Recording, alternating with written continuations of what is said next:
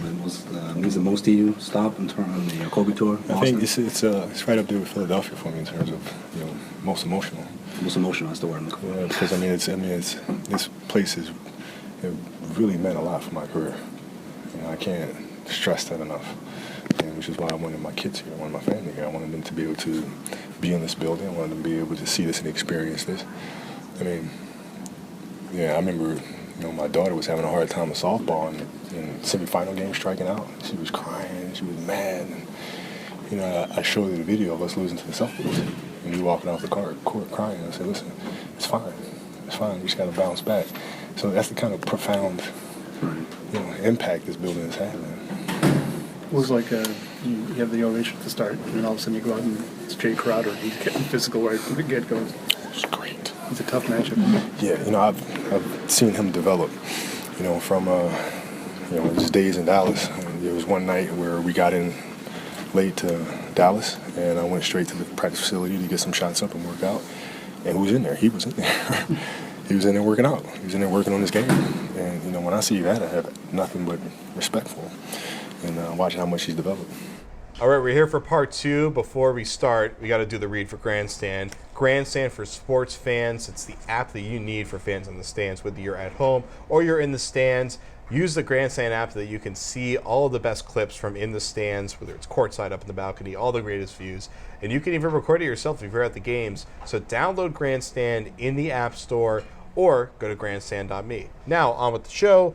Kobe Bryant, we covered that, so let's pivot that, or let's table that for a moment. And let's talk about... A lot of grandstand moments from Kobe. I know, right? It was all grandstand tonight from Kobe. But Evan Turner and Isaiah Thomas were huge late in this game. And obviously it wasn't enough, and there were a bunch of boneheaded turnovers right at the end of the game that kind of cost it for them when they were starting to close the gap.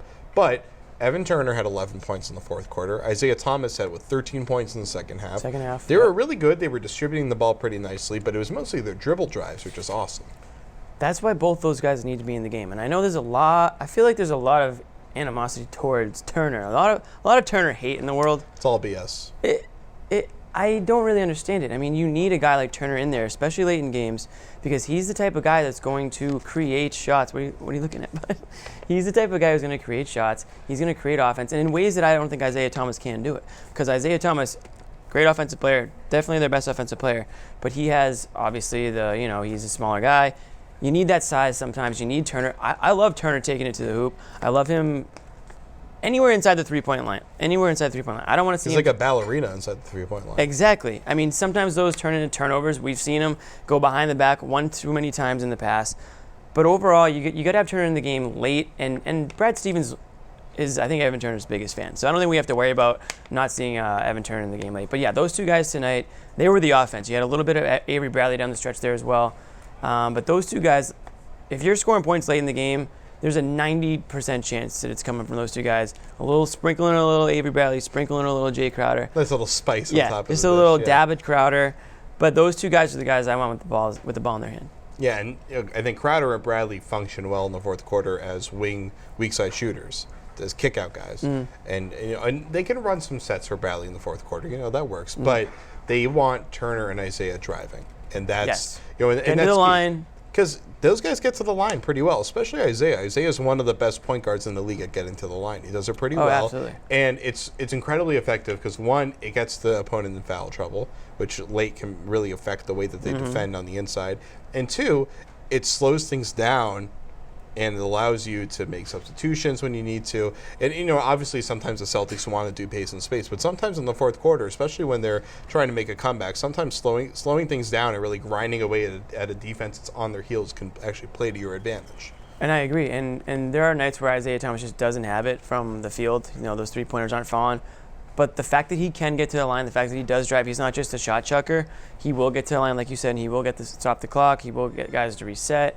That's why he's so valuable late in games, and he's a great free throw shooter. So anytime he's driving to the hoop, I don't know why guys jump half the time and foul that guy. I mean, they really you'd think that anyone over 6'10" doesn't really need to jump to defend his shot that effectively. 6'10", I mean 6'5" probably. You know what I mean? 6'1" probably. Yeah, I'm not trying to take anything away from him. He's an aggressive guy. He's a great player, but the size is something that we saw a little bit in the playoffs last year against Cleveland. They figured out a way to defend him and eliminate his offensive capabilities.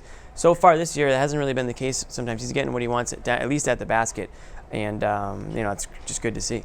And then just really quickly, David Lee deserves credit. He played really good Definitely. defense in the fourth quarter. That was incredible. The way he was defending the pick and roll, he was working harder than I've really ever seen him work before.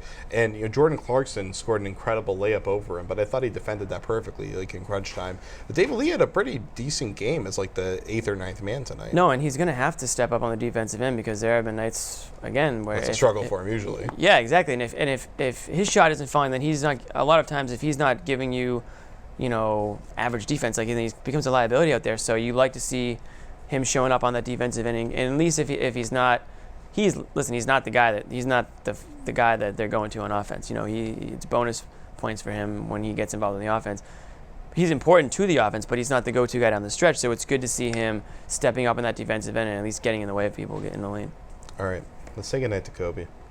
Bon Do we have voyage. to? We have to at some point, One right? final Well, he was goodbye. asked after the game, any chance he'll reconsider, and he said zero chance. There's no chance. There's no going back at this point. It's time. And I think it's time that we retire the Garden Report just for tonight. We'll be back. Kobe said he would be back to Boston someday. Oh, that's true. But, And we will be back, too. We'll see him at the Four Seasons, I guess, for lunch, right? Yeah. So Usually hang out there. for Jimmy, I'm Jared, Kyle behind the camera. This has been the Garden Report, brought to you by Grandstand on CLNS Radio and Celtics Blog.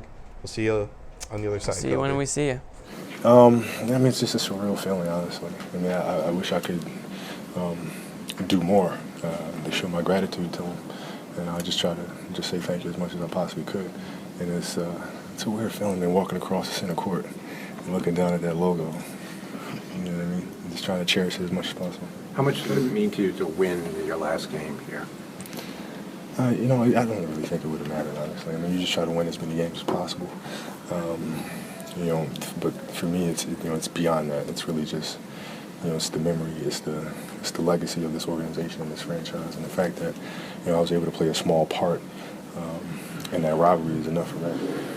Kobe, the better you feel, the better you play, is there any chance you would reconsider your decision?